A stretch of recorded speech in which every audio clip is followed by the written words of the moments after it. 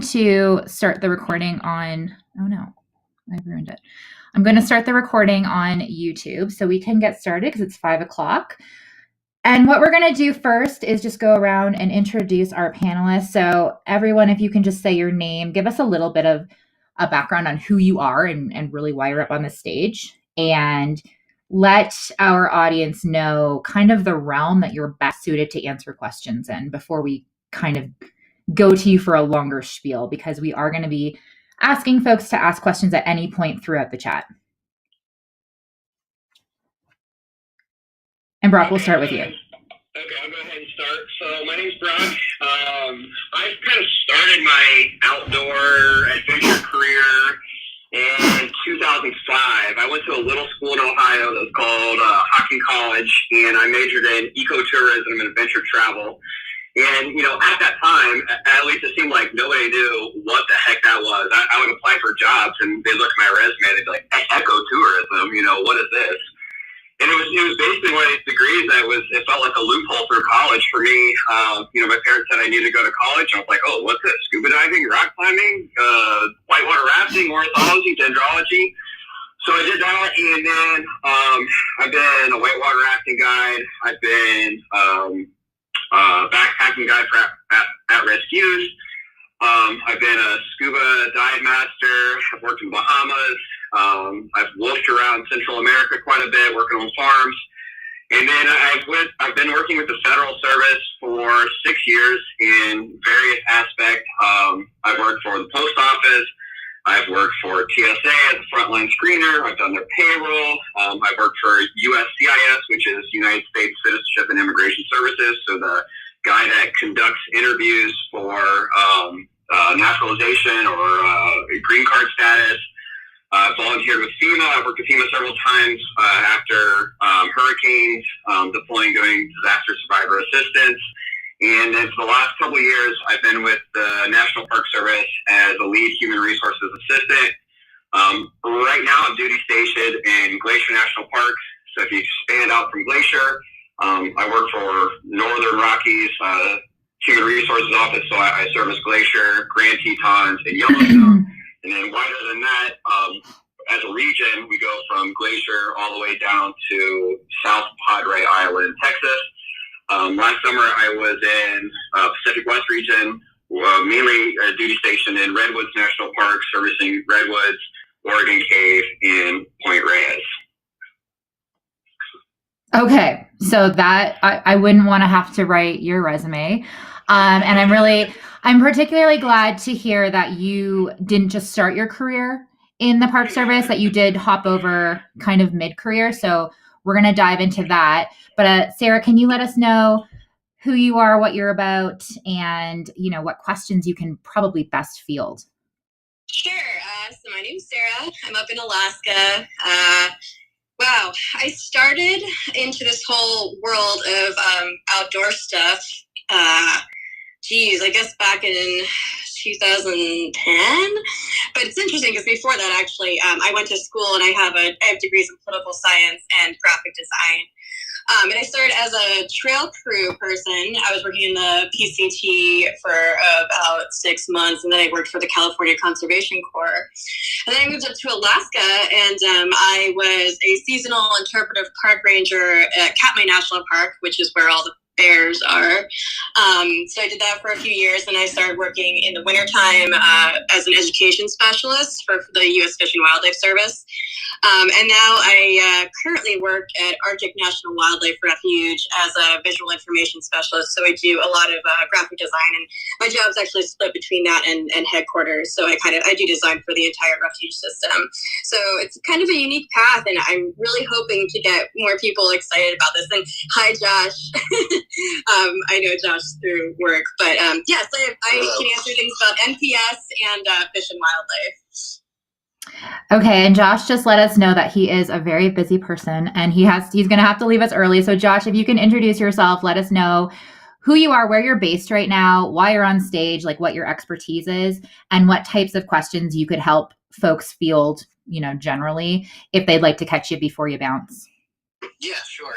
So my name is Josh Contois. I am a park ranger for the Desert National Wildlife Refuge Complex based out of Las Vegas, Nevada. That's the 4 wildlife refuges in southern Nevada. I've been in this job for my 3rd year now. Previously, I worked for National Park Service in various capacities, both in education, interpretation, places like Great Smoky Mountains, Redwood National Park, Rock Creek Park, Statue of Liberty. I also did a stint with the Forest Service for a while near Butte, Montana. So I'm well versed in the federal hiring process, though thankfully I've not had to deal with it in the last 3 years or so. I guess they've made some changes that have made it more difficult. I guess my expertise is perhaps writing a resume in order to appeal to the eyes of the person who's reviewing your federal resume, because federal resumes are considerably different than your standard private sector resumes, and anything else about Fish and Wildlife Park Service, the interpretation and education world. I consider myself a jack of all trades when it comes to public lands management. Awesome. Thank you. And finally, Annette, please introduce yourself. Hello, everyone. My name is Annette Poliwka. I am an environmentalist. I'm a specialist in zero waste. It all started when my parents would send us away to Ukrainian scouting camp.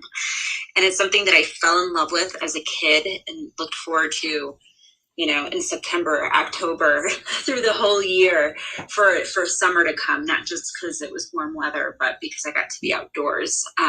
Luckily for me, I knew really early on what I wanted to do. I think that it was around the 4th grade when my school started a recycling program, a very, very basic one. And so I'd carry the newspaper from my home through the backyard, through the alley, through my grandmother's house to school. And when I missed a day or skipped a weekend, it started to make more sense to me in terms of our resources and where they go and how much we actually use. So after college, I did a year of AmeriCorps where I drove a truck and picked up recycling and I sorted it. It was hard. We did not get paid well, and I loved that year. So I am a fan of AmeriCorps, and I went on to work for local government with the city and county of San Francisco for a few years, followed by the EPA in both Washington, D.C. and New York City. So I took a little bit more of a policy route in terms of working for local, federal, and also some international governments in terms of this problem of waste. And now I'm a consultant and a life coach for women who love nature. And since I've been in the environmental field and the sustainability field before it was cool, I am always happy to talk with students and, I'm happy to talk to everyone about how to get in and how to use your skills, but also especially how to get into the government systems, because it's a process and it's a pretty specific process, and I think that everyone would be able to agree with that. And I'll also add that I am a Solomon ambassador. All my friends are Solomon ambassadors, I feel like. Great program. Becky's in the audience. We love having her. And we're going to have her up on the stage in a couple of weeks, so we're very excited. But for today, I think we should start with Brock telling us a little bit about where to begin and navigating this hiring process. And just for anyone, whether you're just starting your career here or if you're hopping in mid-career, I guess, Brock, that's a great question to start with too. Like, are those two pathways different? Yeah, absolutely. So, like some of the other folks on here were saying, the process can be daunting. It's a job in itself, figuring out the federal hiring process. But once you kind of got it down, and then it's not too hard. Like I kind of said, I've worked for several different agencies. Once you got it down, it's not too hard to jump from agency to agency, from job to job. Which a lot of the people that are a member of the Facebook page, probably kind of like to do. That's one of the appeals of federal government that I kind of like. But so where we start at is almost every federal agency, with the exception of some intelligence agencies, and I think NASA, almost every agency lists their job postings on USAJOBS.gov. So if you were to go to USAJOBS.gov today, you have two ways to search for jobs. You can search by geographical location, or you can search by job title. So if you went in the USAJOBS and you put park ranger, and you didn't put any geographical location, well, you're going to get park ranger for the National Park Service. You're going to get park ranger for U.S. Fish and Wildlife. You're going to get park ranger for your BLM, Army Corps of Engineers, and any other park ranger jobs that are out there. So you can search by that. You can search by National Park Service. The one thing that I always encourage people to do that if you are really interested in a job, USAJOBS list, or they give you the ability to set up alerts.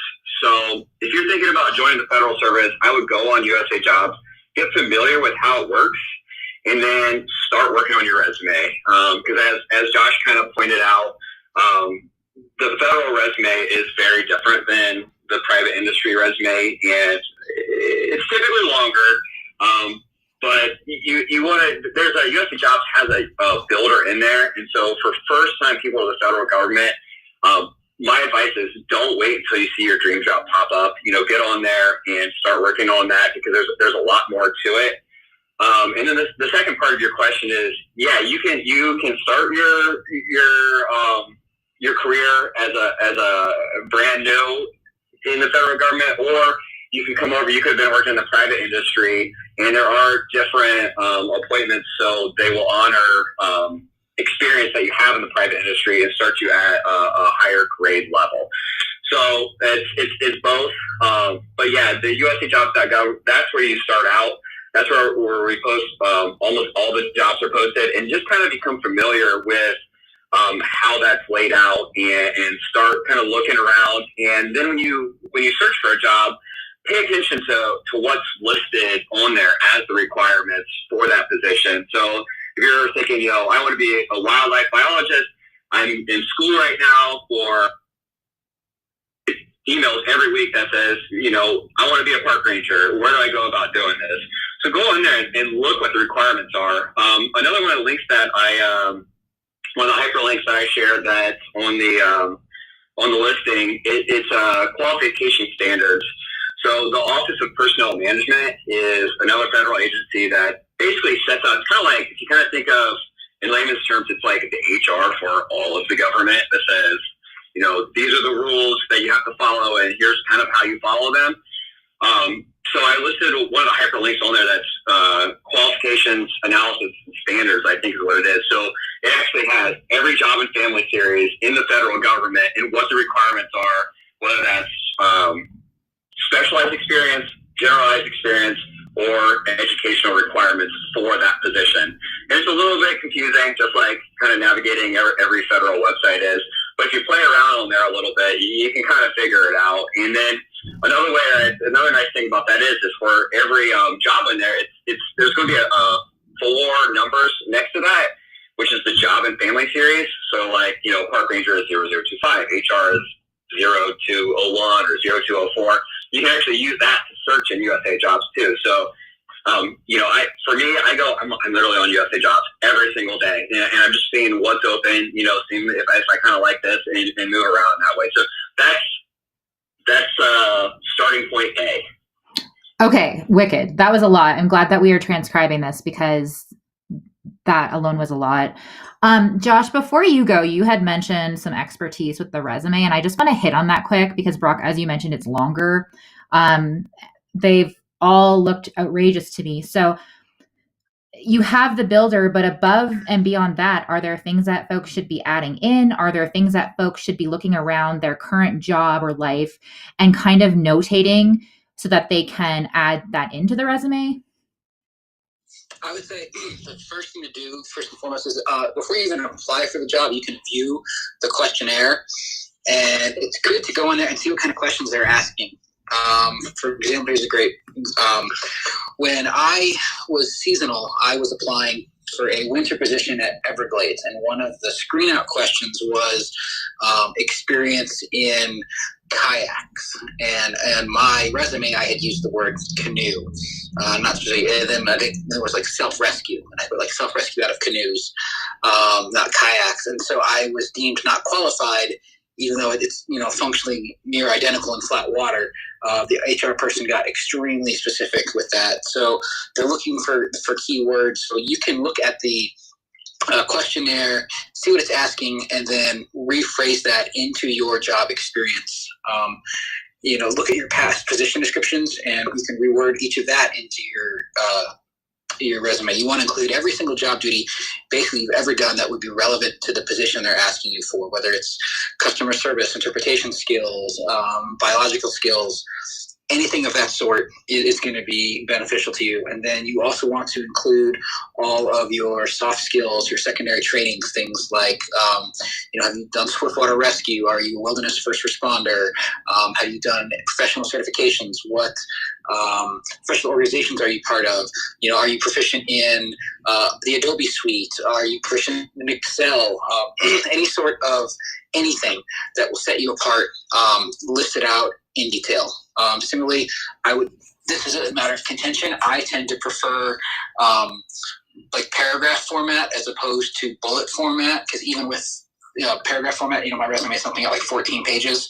If you were to do bullet format, you would be double, triple that. Okay, thank you. That was so helpful. And then can you just answer for me, because I'm only coming from the corporate world where on your resume you have to put, hey, not only did I did this, but here's how I moved the needle, or here's the impact of this.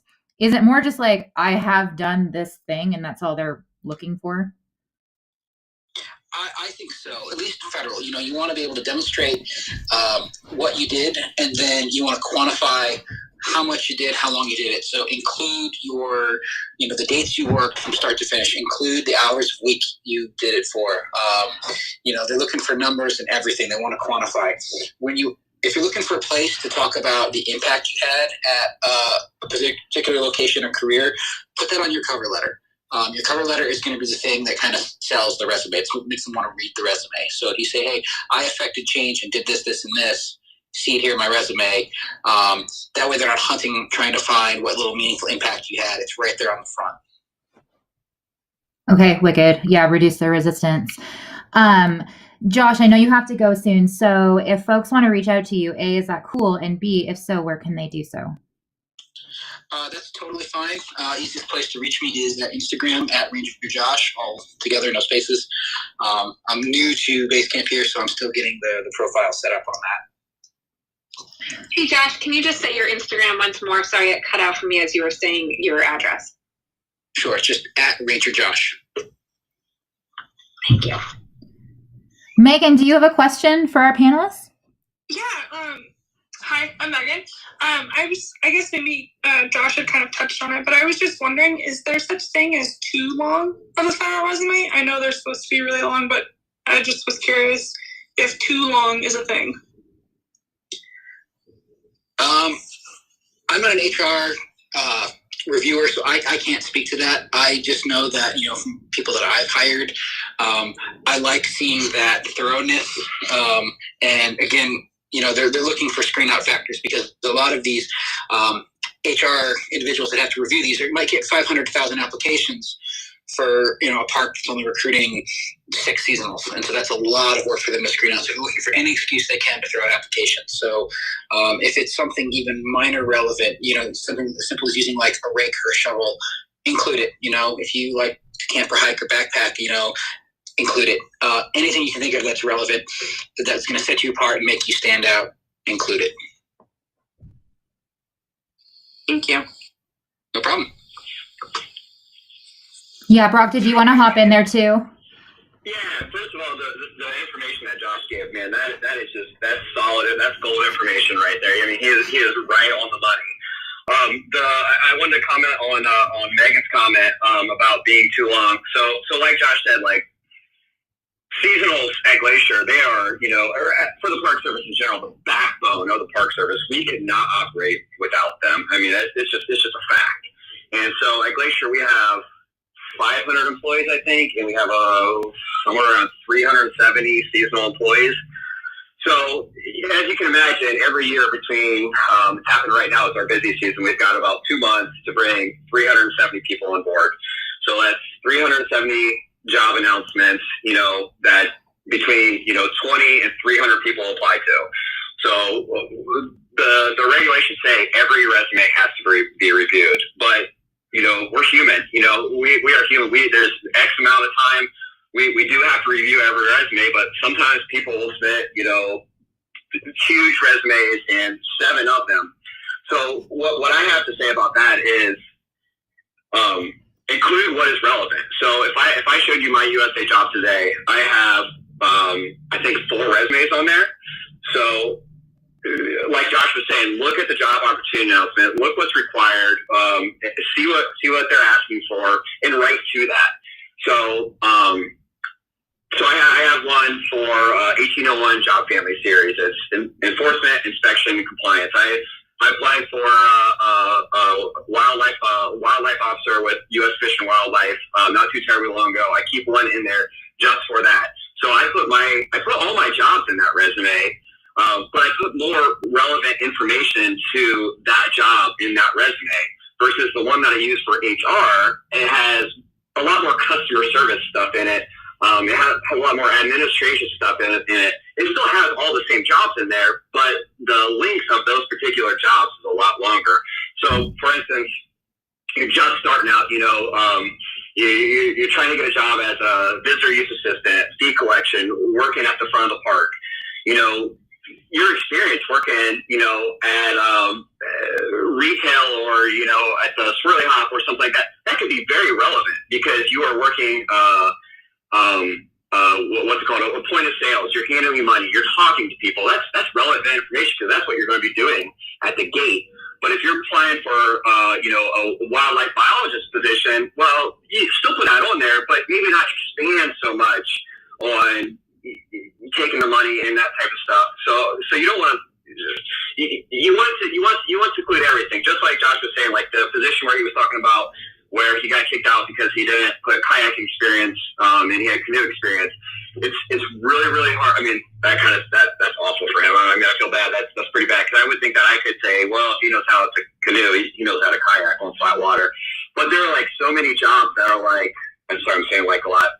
There are so many jobs that are specialized skills. So, if we're hiring somebody that needs to go into the backcountry and frame doors with old technology, hand tools, and you've got 8 years of experience working construction on your resume, well, I don't know what type of construction that is. There's construction, it involves a lot of things, and you may have never framed a door before, even though you worked 8 years of construction. So exactly what Josh was saying, put all those things in there. It seems silly almost, but we can't make assumptions really. And the other thing is we're all humans. So what somebody in Everglades, their experience when they're reviewing resumes versus what somebody in Smokies and what their experience is when they're reviewing resumes, what their life experience is. We hire animal packers. Well, animal packers need to know how to tie, different types of knots and these types of things. Well, I've worked on sailboats before, so I know if you have worked on sailboats, you can tie a bowline, a half hitch, different types of knots, and you could probably do that. So there's just different experiences. So your best bet is just put it all, put everything down. And it seems silly, like Josh was saying, do you know how to use a rake? Well, most people know how to use a rake, but list it, So I think that's a great experience, and to talk about how long your resume should be, it just really kind of depends. But you want to put all that stuff in there, and like Josh was saying, really read through what the requirements are for that position, and kind of speak to those for the position. On that topic, this is Annette. I wanted for something that's really basic, but you have to remember for applying for federal jobs, and it's so basic that you'll want to laugh, is that you have to follow directions. And I meet people who think outside of the box and want to change things X, Y, Z. And especially with the hiring process, you want to follow directions. So with that example of canoe versus kayak, like that's how specific it is. In terms of, they don't want to know about your canoe experience, they want to know specifically about your kayaking experience.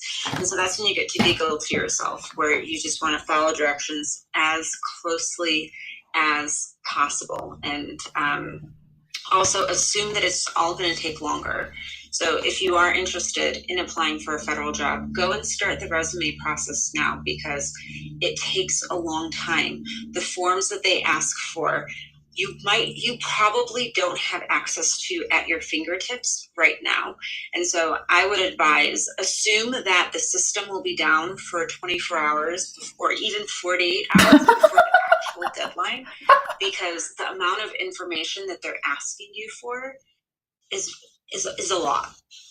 So follow directions and get it in early, and then you can always keep updating your resume and all of your information as you go.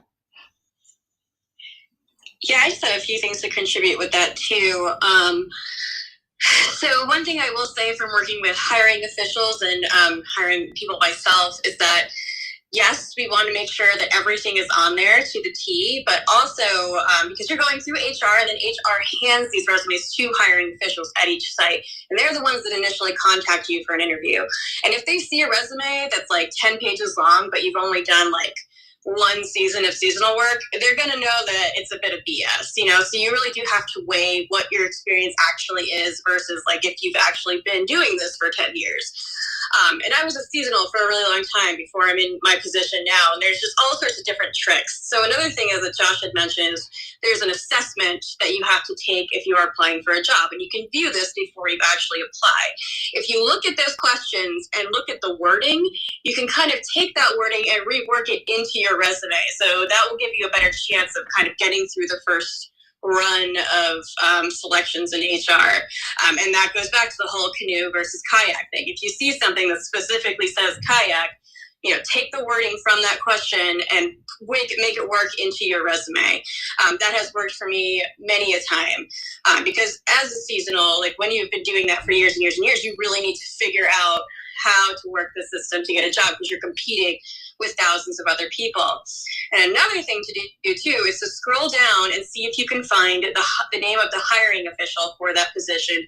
Send them an email. Tell them that you're interested in the position. If there's any specific skills that they are looking for that you can put in your resume to kind of set you apart, that will really help as well. And if you do get referred to a position, immediately contact that hiring official for an interview. Wowza. Okay. Yeah. I have seen an email on almost every USAJOBS job description that I have seen. So I love that you're saying definitely contact them, because applicants often ask like, oh, should I? Am I going to be bothering them? So you're saying yes. I love that. I'm on board. And Sarah, I would love to hear, you said that there's a bunch of little tricks. Do you have any others? Those are some of my main ones that I tell people. Kind of like what Annette was saying, get your resume done beforehand. Because a lot of times, especially with seasonal jobs, they will close the job before the actual end date if they get, like, say, like, 200 applicants, which can happen really fast. So have it ready and on deck for people to check out immediately. And there's so many different hiring authorities too. So there's a thing called the Pathways program that if you are in school, either undergrad or graduate school, you can look for jobs that they're hiring under Pathways, and you will have a leg up over the general public to get one of those jobs. Also, things if you have done AmeriCorps or Peace Corps, stuff like that can also give you a leg up over other people. So really look through the website and see what you might be qualified for. There's also things for people with disabilities too. So check that out also. It might give you an edge over the public.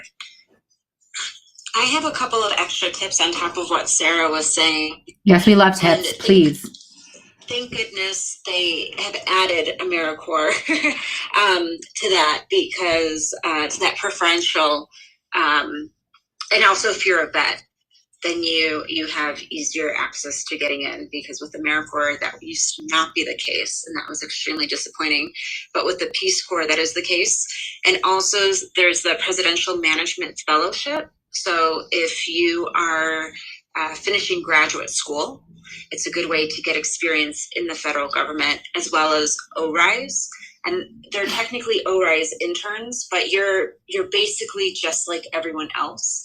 And it's a really great way to work within the system get to know people who are in the system. And once you're in like that, even if it's only for a year or for a 2-year kind of a program, you'll likely have more access to knowing what else is coming available, or if they're able to hire you full time, or if there's wiggle room through those processes. And folks, as you're describing how specific this needs to be and the attention to detail, like everything I'm hearing is my absolute nightmare. Would you say that this is also like the type of job you're going to have? Is that what you're going to experience in real life? If somebody for whom this application process sounds terrible, should they not maybe be a park ranger? No, it's 100% worth it. It really is. I would say from my end, I've done some pretty cool jobs, working as an interpretive ranger in Katmai, doing a lot of backcountry stuff. And now, I basically just design all sorts of stuff for the entire service. So it's neat. I get to go to these amazing places that most people never get to go to, and meet some pretty incredible people that are very passionate about it. So if you can figure out the system, it's worth it. And I will say it's so daunting at first, but once you figure it out, it's actually pretty easy, because it's just like a cut and paste. If there's a template there, you figure it out, and it's just getting over the initial hurdle.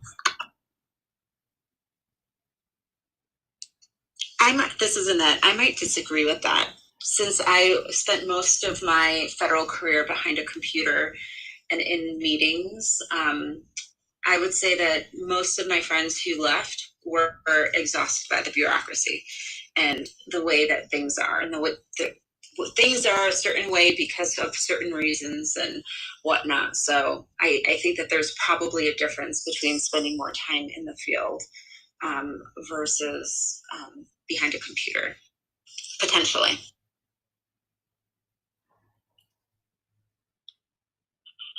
And I'll comment on that a little bit. I definitely think it's worth it, but basically I agree with Sarah and that. It really kind of depends what agency you work for too. Working for the National Park Service, the term is you're a little farther away from the flagpole versus, I've worked for DHS before, and there is more bureaucracy. So it's a little bit different. We get a little bit more wiggle room, being farther away from DC. But I think it's totally worth it. I mean, I love working for the federal government. I love, especially working for land management agencies, because people are just so passionate about what they do. I mean, it's insane, like almost too much, take a step back, relax a little bit. You just meet some really high speed people that really love what they're doing. And I love working in the outdoor industry, and I've done a lot of really fun jobs. But it was always like you were couch surfing and sleeping in hallways and bumming, living the dirtbag life, which is fun. Don't get me wrong, but after a while, your back starts to hurt, your hips start to hurt, and the stability you get from working for the federal government is great.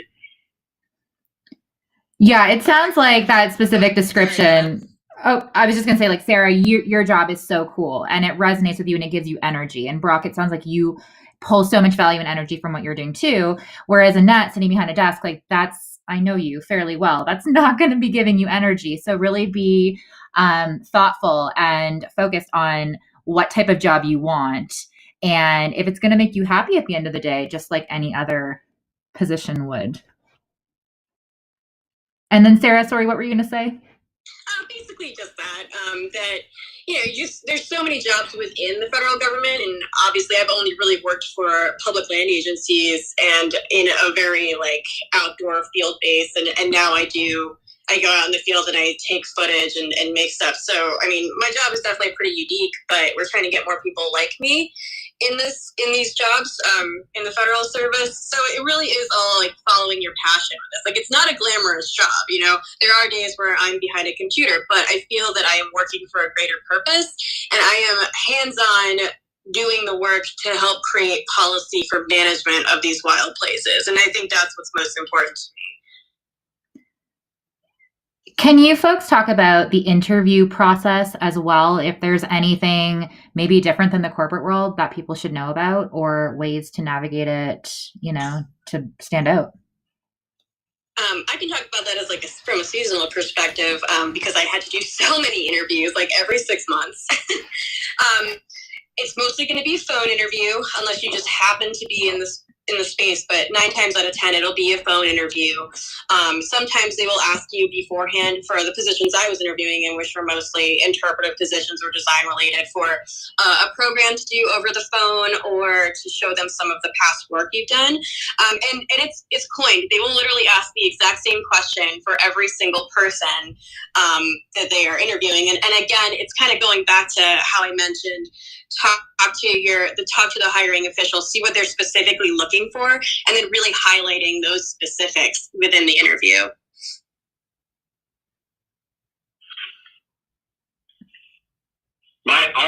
This is Brock. I'll give a little bit of advice on that.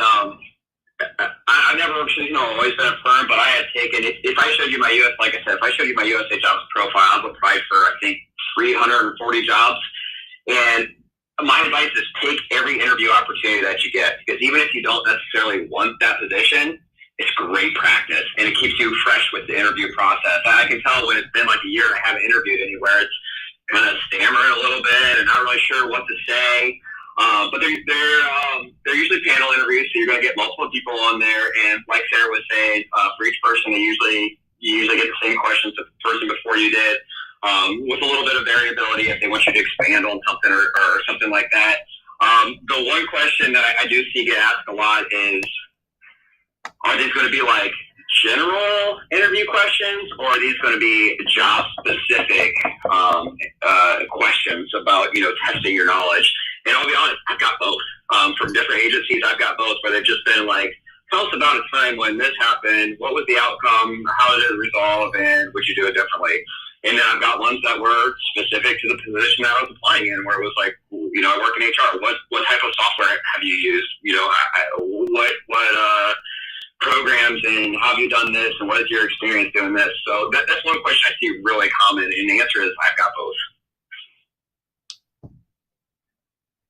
I'll add that the standard questions is standard procedure for local and county governments as well. So oftentimes you'll have a panel, like it was said, and everyone scores you independently, and then they're able to compare at the end of that process. Okay, so also talk to us about doing this job and supporting a family.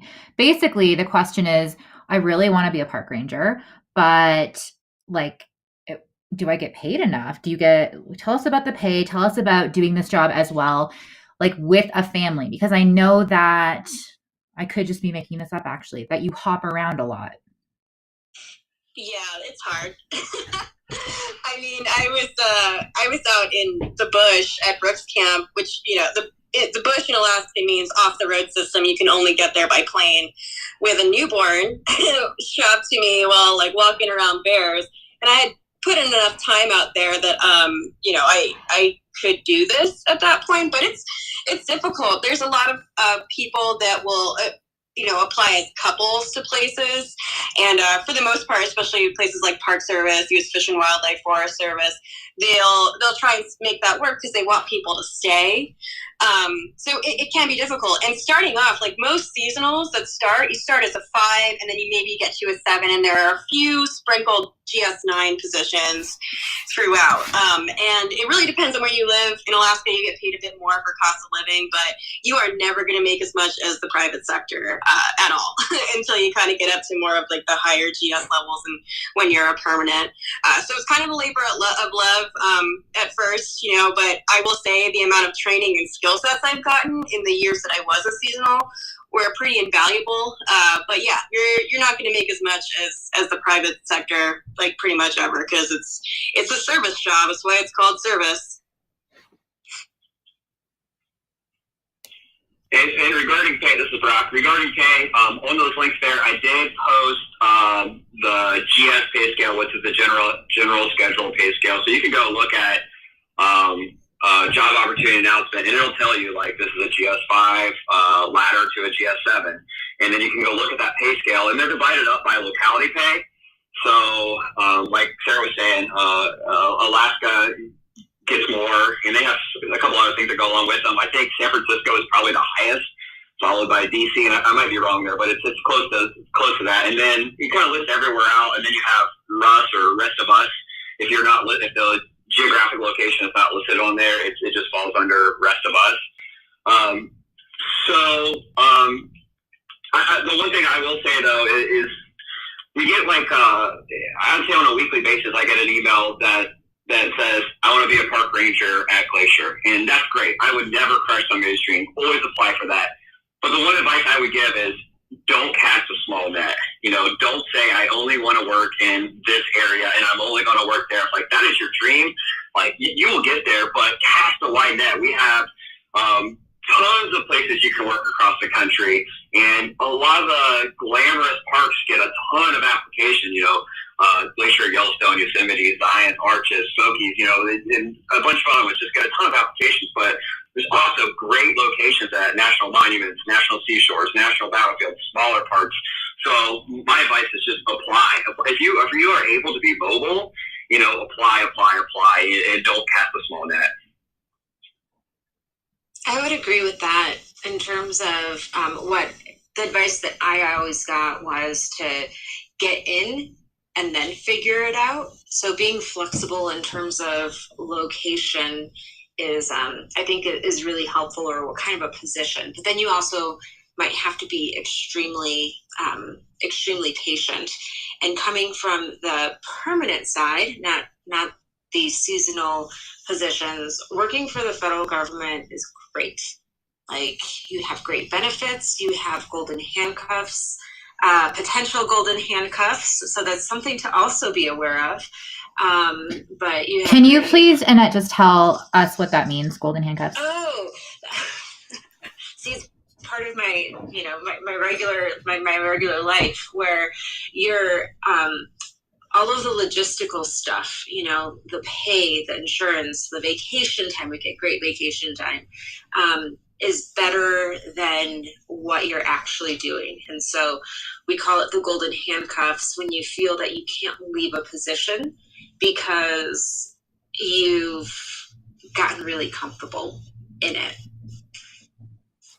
That's ultimately the golden handcuffs. But if you like your position and if you're feeling fulfilled, and what Sara said about being in alignment with the mission of the organization, like, that's really important, because that's really, you take an oath. And I took that oath very seriously. You take an oath to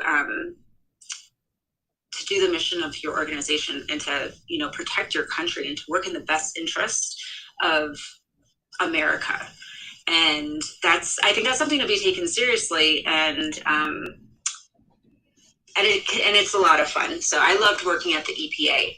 But in terms of the original question of family and being able to afford it, if you transitioned from seasonal into full-time, then you have a lot more stability, and it's a really great position. Do you have to be a citizen to work in the NPS? Am I ineligible? But if you have dual citizenship, you should be fine. I'm a green card holder. I am a resident alien. Ooh, I don't know about that. I don't think so. But Brock may be able to add to that. Yeah. Did I interview you one time? No, not yet. But I am hoping for preference if it ever happens. No, I think you have to be a United States citizen. I'm not 100% certain. So like when you become a United States citizen through the naturalization process, like you say, you have to renounce other citizenships. And because the United States only recognizes one citizenship, but you get to retain, like if your other country recognizes dual citizenship, then you can retain it. But I don't quote me on this, but I'm pretty sure, because they do, I'm pretty sure you got to be a United States citizen. Wow. Okay. That's really good to know. Question here. All right. I'll plan my career, my retirement path differently maybe. But I also am curious, like you've mentioned the seasonal pass and the permanent pass. And like, is there a strategy to that? Should you always take a permanent position if it's offered? Are those seasonal positions going to kind of guarantee a permanent position? What is the relationship there? Oh, it depends. It can definitely be quite a crazy road. For seasonals, you get some benefits, like you will get healthcare and stuff like that while you're on it. But for me, I was really picky about which job I wanted to do. So yes, I could have just gotten a permanent job as a fee collector if I wanted to, but I don't know. I'm just picky. I really wanted to be in what I loved doing. But a lot of people, that's what they'll do. They'll get like a kind of like an admin or something else position to get that permanent status and then try and get a job that more aligns with what they want to do. There is something now that was recently passed a few years ago called the Land Management Workforce Act. And so if you've been a seasonal for 2 years without a break in service over 2 years, you're eligible for that merit promotion, which will allow you a better chance at getting a permanent job. So it depends. I was picky, so it took me a lot longer to get to the spot that I'm at. But some people will just try and grab whatever permanent job they get immediately. Okay, this is Brock. So I want to explain a couple terms here. So when you go look at USAJOBS, and it's going to get a little technical and a little HR-y and a little, I don't know, maybe drab, but pretty important stuff. Aww. So if you go to USAJOBS and you look and a position says it's open to all United States citizens can apply, that is, you're being hired under what's called a DEU, or Delegated Examining Unit. So if you apply under that, it's open to everybody. Veterans preference applies. So there's different points for different veterans, but automatically, if you are a veteran and you submit the correct documentation, you go to the top of the list. It's great. Great way to get our veterans to federal services, and for other hiring authorities that are there as well.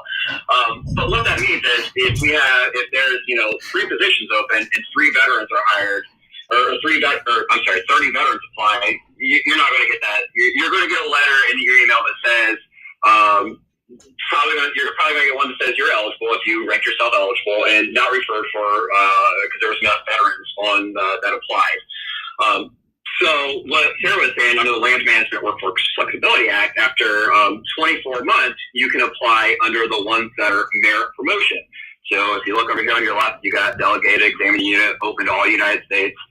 Merit promotion is open to current, or it's going to say open to, I can't think of the terminology exactly, it's open to federal employees. So you're either with the federal service or you have career tenure.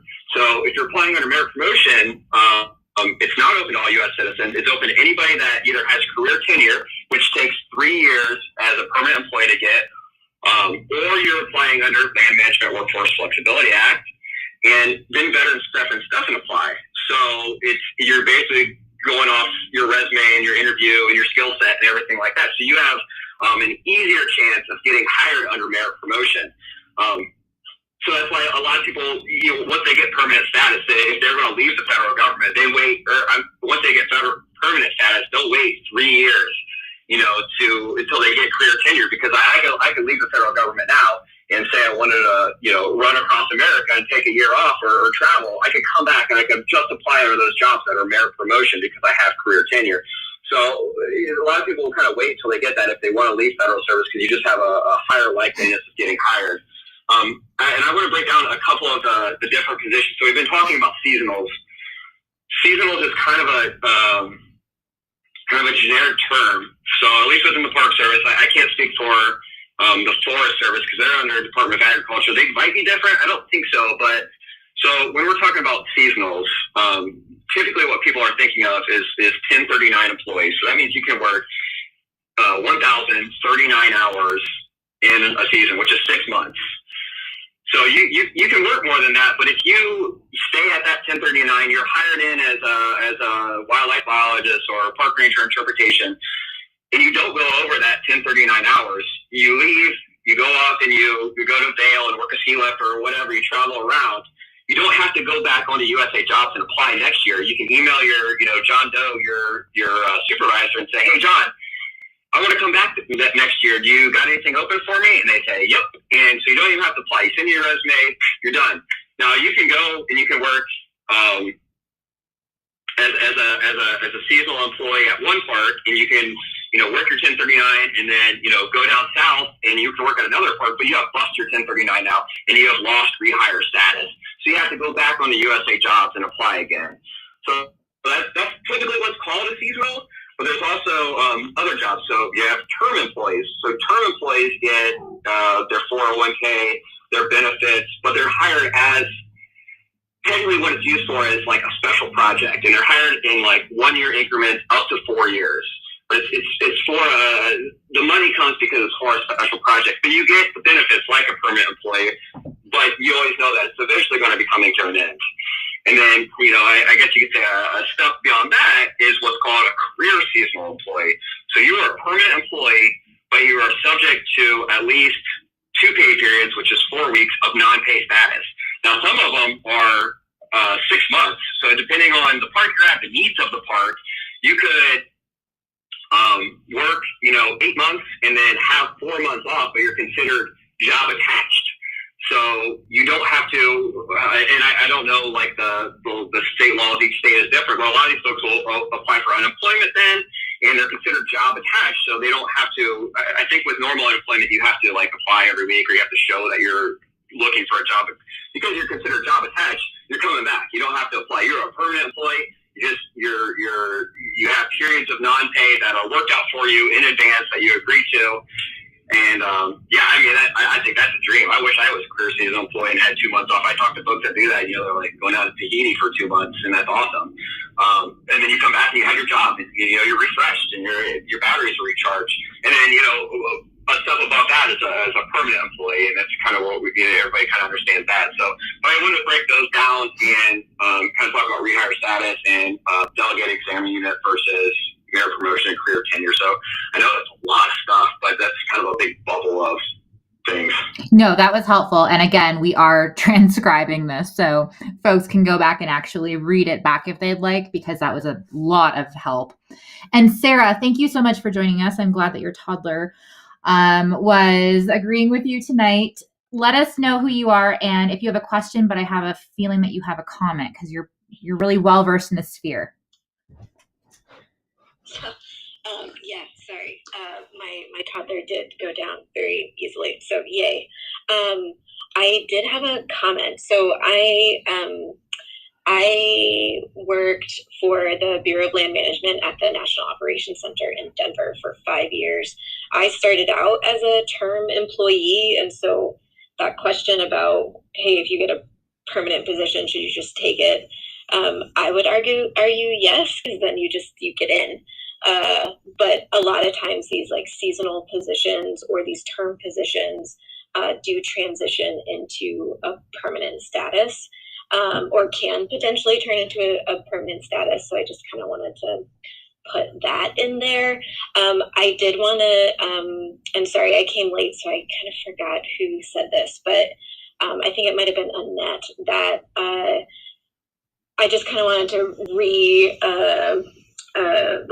really make it well known to really like the agency that you work for and their morals and ethics and all that sort of stuff. I know for me personally, the BLM was a bit difficult, especially when there was administration change. I was sort of shocked at how quickly everything changed the minute an administration changed. Like our website literally got shut down the day that the next administration came in, and completely changed everything on our website. Like climate change was taken off the website, like all of these things that I was like, wow, this happened very quick. And so it just, and I think it was Annette who said, like, you do take an oath when you get hired by the federal government, and you should take that seriously. And then I also wanted to just add into about the Schedule A hiring authority, the people with disabilities, that it's not just physical disabilities And so if someone has a psychiatric disability like chronic depression, things like that, that you need some sort of like if it's like a chronic thing, then that actually does like fit under the Schedule A hiring authority. And so you can be along with like those veterans and all that sort of stuff. You can apply for those merit-based ones. So I just wanted to make people aware that it's not just like I like don't have legs or, you know, things like that. It's also psychiatric too. And so I just kind of wanted to put that in. So yeah, sorry for coming late. No, you're good. That was awesome information. And I realized after I said that there are two Sarahs on stage with a toddler. So sorry for that confusion. And Ryan, do you have a question as well? Yeah, this is Ryan. I did have a question. I was noticing on some of the requirements for certification forms, it says contingent to area certification, and it like states that you have had to live in that specific national park area or region for 2 years. But how does that happen if you're applying from another state trying to obviously relocate or of that such? Can anyone chime in on that one? Thanks for allowing me to speak, and I'm enjoying this topic immensely. So in my experience, it's a lot, they do try to make local hires available for people because they really want local people involved in these public lands. And usually if there's a posting for something like that, at least in the seasonal world, there will be ones available for, the broader nation as well. But that's typically what they're trying to do is hire somebody locally, since that is a knowledge base that is best by somebody that lives nearby the resource. And I'll just throw my 2 cents in there. We don't use that one a whole lot, but at Glacier we have 2 sides of the park. We have West Glacier and we have East Glacier, other side of the mountain. And East Glacier is a lot of Native American land, and it's hard to get people to live over there. There's just not a whole lot of housing. There's not a whole lot of places to rent.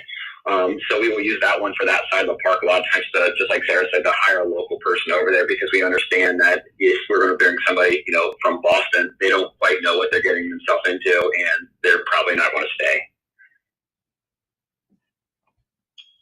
Awesome. Thank you.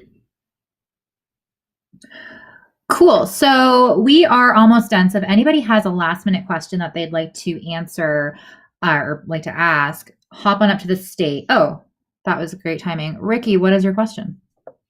Yeah, I just wanted to see what the process is with Schedule A, because I will be taking advantage of that personally. So I wanted to see what the steps are when I consider that application, and if it prevents me from going to certain jobs and things like that.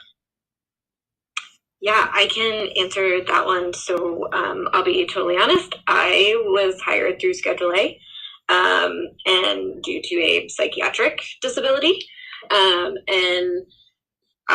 For any Schedule A hiring, all you need is a letter from a licensed physician, psychologist, whoever it is that is telling the federal government that you have this disability. It's usually just done on their letterhead, and you attach it with your application just online. And it's fairly straightforward. The difference, so unless you're doing like, if you're physically unable to do something for a job, so like for seasonal positions, if you physically can't carry 50 pounds or things like that, that could prevent you from getting the actual job. But what's really good about the federal government is that they do actually kind of go out of their way to hire people with disabilities. And so you're pretty much open to any job that you're physically capable of doing. So yeah, one thing that you should know going into it too is that when you're hired on with Schedule A, instead of having only, at least for permanent positions, this is how I got my job, but Instead of a year probationary period, there's usually 2 years involved, which I technically think is discriminatory, but that's just me. But yeah, it's a very straightforward thing. You can actually, there's a template on, you can just Google like schedule a hiring letter, and you can just use like, it's a paragraph that says, yes, this person falls under this particular hiring authority. There's like a whole bunch of numbers associated with it. And you don't state what you have or anything like that. You just say like, yes, I'm a licensed, like this person that is writing the letter for you is a licensed whoever, and they can vouch for you. So does that answer your question? Perfectly. Thank you so much for everybody. And this has been a great time. Thank you so much. Bridget, you made it in under the cut. What is your question or comment? I had, I guess, a little bit of both. So I wanted to add in another hiring authority, sort of, Brock mentioned AmeriCorps, but a distinction that I did not know at the time that I did AmeriCorps, and therefore my hiring authority went to waste. But there's AmeriCorps Vista, and then there's another AmeriCorps hiring authority called Public Land Corps Act. And if you do like conservation corps work or anything like that, I know it's a really popular gateway sort of entry-level job. If you do a certain number of hours in your service term and then a certain number of hours on a project on federal land, you get another hiring authority that recently, in the last few years, changed from being 30 days to 2 years. I still don't know the details, and I don't know that anybody does. So to that end, Brock, can you enlighten me a little bit about how that works and the hiring authority that I most definitely have now run out of, but so that other folks don't make the same mistake? Do you see PLC being used at all by the NPS? I'm just going to put my foot in my mouth here. It'd have to be something I'd research. I'm more than happy to look at that. But like you said, there's like so much stuff that you just don't see every day, and you have to research it because you see it once a year, and then you have to like research it each time. So I apologize. I don't have a clean answer for you. Oh, that's okay. No, I guess if anyone happens to listen to this, it's doing conservation corps, or like I think some restrictions like SCA.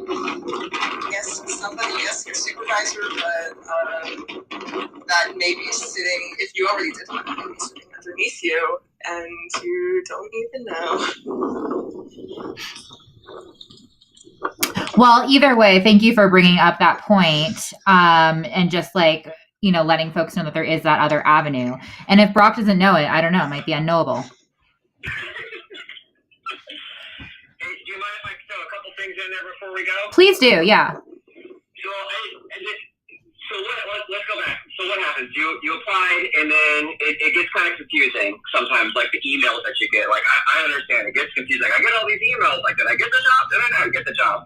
So when you apply, it's kind of getting a little bit more now, but you take a self-assessment, and you say, I use a computer. I'm an expert at using a computer. I have never used a computer before, and a whole lot of stuff in between there. And so you rank yourself on that, and then you get an email that says, based on your ratings, you have been marked eligible or you are ineligible. And depending on which, sometimes there's a combo job announcement. So it's a park ranger interpretation GS5, park ranger interpretation GS7, 9. And so you might be marked eligible on a 5, but not a 7 and a 9 because you have built you have done interpretive programs that somebody has given you, but you have never built interpretive programs. So you get one that says, and it's different for different agencies and it's different from different offices. You might get a letter that an email that all-in-one email says you have been marked eligible and you have not been referred. Sometimes you get an email that says you've been marked eligible, and then 6 months later you get one that says you've been marked referred. So eligible means you have self-ranked yourself eligible, and then referred means your application has been passed on to the hiring manager. So I know a lot of folks, it gets kind of confusing. Sometimes they're all in one email. Sometimes they're different. Like, what does this mean? I'm referred. I got the job. So I kind of want to clear that up a little bit. That just means that your application has moved on to we get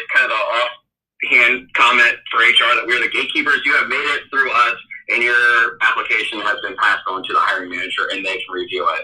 So I just want to, and that's a question I get all the time, like, what does this mean and how long should I wait? And sometimes, I don't know why this happens, but sometimes you'll get marked eligible and then you won't hear anything. And so I know I've got several emails from, or Facebook messages from people that and emails at work that says, I applied, 2 weeks ago. What's going on here? It's a long process. I want to make sure people understand that it's a lengthy process and apply a lot and what those two terminologies mean. Yeah, and Annette and I were talking earlier about this. Do not take it personally if you are rejected from a position, because as mentioned, it can be for such an arbitrary reason. And also the people looking at your application are humans. And so it's not you, it's this beast of a process. And to expand on that, if you like Josh's situation, and he had new experience with thing as for kayak experience, you are always eligible to ask for a secondary review. So you can ask for that to get looked at again and overlook the chain of command. So you can ask for that. Hey, I hesitate to say that because I don't want everybody just every single time to ask for a secondary review, because we get just tons and tons of nasty emails sometimes about, I didn't get this position. So like you were saying, we are human as HR people. We are human, and you might apply for two jobs, the exact same job at Oregon, at two different parks, one in Everglades, the exact same job, and one at a different park, and one you got referred for, and one you didn't get referred for, one you got marked eligible for, these are human beings looking at these applications. I know that, I can't speak for every agency, but I know that a lot of people think that there's like a software that runs through and says, it picks out these keywords and then passes it on. It's human beings looking at these things. Yes, totally. So we've gone over a little bit. My dog is getting furious because she would like to be walked. So sadly, we're going to have to end, but this was jam-packed with valuable tips. We are streaming this, so we will have a cool YouTube video that folks can reference later if you would like to go back over this. I would like to thank our guests immensely. This has been so valuable. Can I volunteer you all to answer questions in the future via either the Instagrams in your Clubhouse bio here or in another place? Yes, I was going to say that feel free. I know that we just threw a ton of information at everyone and it seems really overwhelming, but please contact me. You can go through my Instagram, all that stuff, and I'd be more than happy to help you out. Yeah, people can contact me as well. I don't mind at all. And please just don't get discouraged if I don't respond back with like a really long message or it takes me a little bit of a while. Unfortunately, I don't work in the field, so I stare at a computer all day long. And by the time I'm done working, sometimes it's just like no more screen time. But I will respond. It might just take me a little bit of time. I added my LinkedIn to my profile here and also in the Basecamp Facebook group. And I'm always happy to talk to folks. And I'd lastly like to share that, you need to be your number one advocate for yourself. And so always be getting the experience, not only on the job of what you're doing, but what you want to be doing. And, how can you step up and be the best in that role so that when you follow up with your supervisor at a different point, for you to come back, they're like, absolutely. Or if you want to go to a different region, one thing that I was surprised about is that the federal government didn't call my really fancy references at the city. And then ironically, my reference ended up running the EPA in one of the offices, but they called each other internally. So how you show up as an employee, as a person, as a teammate is always really important, regardless of what you do in life. So be the best that you can and be your own best advocate. Absolutely love that. Here for that completely. Yeah, you don't know. Your name is in rooms that you haven't even heard about yet. So raise your hand if you want to learn some skills. Tell your supervisor you want to learn some skills. They're going to help you do that. Thank you again, everyone. This is a product of the Basecamp networking group. If you go to wearetheoutdoorindustry.com, you can access the community, a free newsletter, and a podcast. So we'd love to hear from you. And if you have more questions, please reach out to our panelists, but you can also ask those questions in the group. And I have a feeling that the folks on the stage are the ones that would love to answer those as well. So thank you so much for joining us. And we will be back next week, actually via Zoom, to talk to the AAPI community about their experiences in the outdoors and what they would like to see changed. Thanks, everyone. Thank you. Bye, everyone. Thank you.